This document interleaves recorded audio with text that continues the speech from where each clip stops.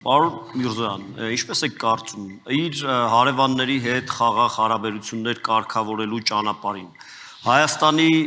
պետական խորհրդանիշների որոշ դրվագներ արդյոք խոչընդոտ չեն հանդիսանում,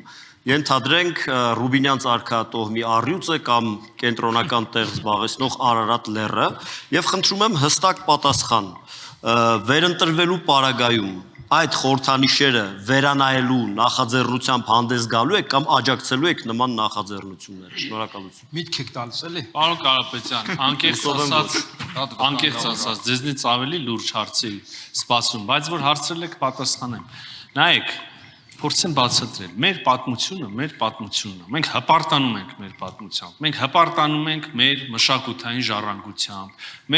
Մենք հպարտանում ենք մեր մշակութային արժեքներով։ Բայց ինչ ենք ասում։ Ասում ենք ժողովուրդ ջան, մենք չենք կարող ապրել անցյալում։ Մեծ հայքը այլևս չկա։ Հոխելու եք։ Ես չեմ ասում դուք եք հասկանում։ Դուք սրանից եք հասկանում։ Ես ձեր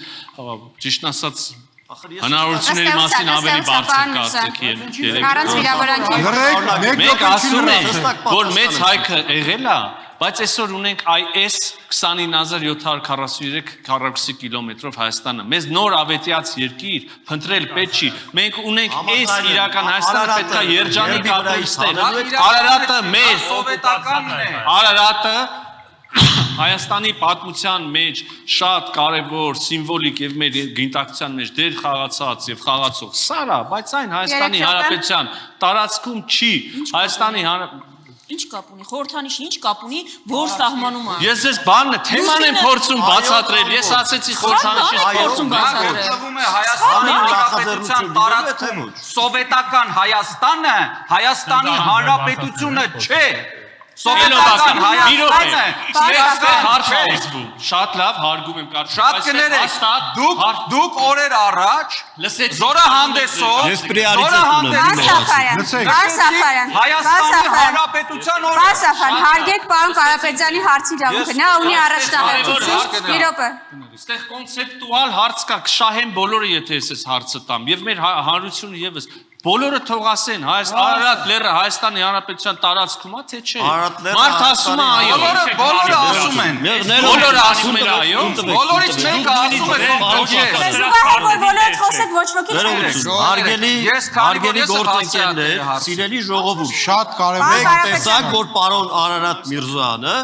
չտվեց հստակ պատասխան, ըստ էության չհերքելով, որ ես խնդրում եմ, ես ձեր ժամանակ եմ տալիս, խնդրում եմ ձևակերպեք հստակ պատասխան։ Այո, Կարապետյան, ժամանակ մենք ենք տալիս։ Շատ լավ։ Ես ուզում եմ արձագանքելով ուղղակի ասել։ Լսեցիք ինչ եմ ասում։ 15 վայրկյան արձագանքել։ Այդպիսի պլան չունեք։ Ամենայն դեպ այսինքն բացառված է դա։ Ես ասում եմ այդպիսի պլան չունենք, այո։ Միտքը տվեցիք արդեն։ Ուսով եմ ոչ։ Ես ուզում եմ ասել, չէ, այս հարցը խաղաղության, ես ուզում եմ որպեսզի այս արձագանքեմ, հա։ Շատ կարճ, հա։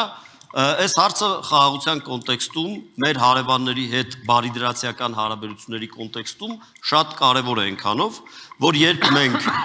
կոնֆլիկտի միակ մեղավոր ենք ճանաչում հայ ժողովուրդը եւ Հայաստանը, եւ երբ մենք սիմվոլների դեմ, ազգային ինքնության հենասյուն հանդիսացող խորհրդանիշերի դեմ պատերազմ ենք վարում, դա ոչ միայն անբարո է եւ հակասում է բանականությանը, դա նաեւ կարող է հասարակության շրջանում, այսպես ասած, աչից դիմադրություն առաջացնել եւ ի վերջո խաթարել խաղաղության process-ը։ Պարոն Փաշյան, խնդրեմ։ Նախ պարոն Միրզոյանին եմ ուզում ասել, մեծ հայքից պետք չէ այդքան սարսափել, որովհետև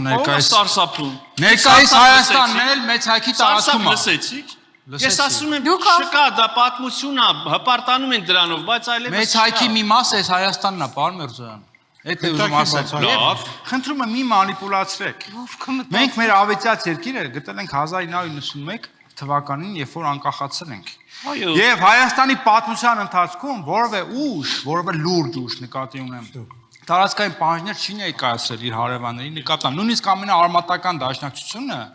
այսպիսի խոսույթով հանդես չի եկել։ Երեք Ալեն Սիմոնյանը այստեղ ցինիկաբար հարցեր ուղում բանավիճող կողմերից մեկը։ Կոռեկտ մնացեք, հա, ձևակերպումների։ Պարոն Փաշյան, կոռեկտ։ Ներողություն, լավ, ներողություն, որ դες պատասխանի չէ։ Կներեք, լավ, չեմ ասում ցինիկաբար։ Ավարտեք։ Ասում եմ, բա ինչի չեք ճանաչել Արցախը։ Բա դրա համար չենք ճանաչել, որ պարոն Միրզոյանի ասածը չլինի։ Շատ լավ։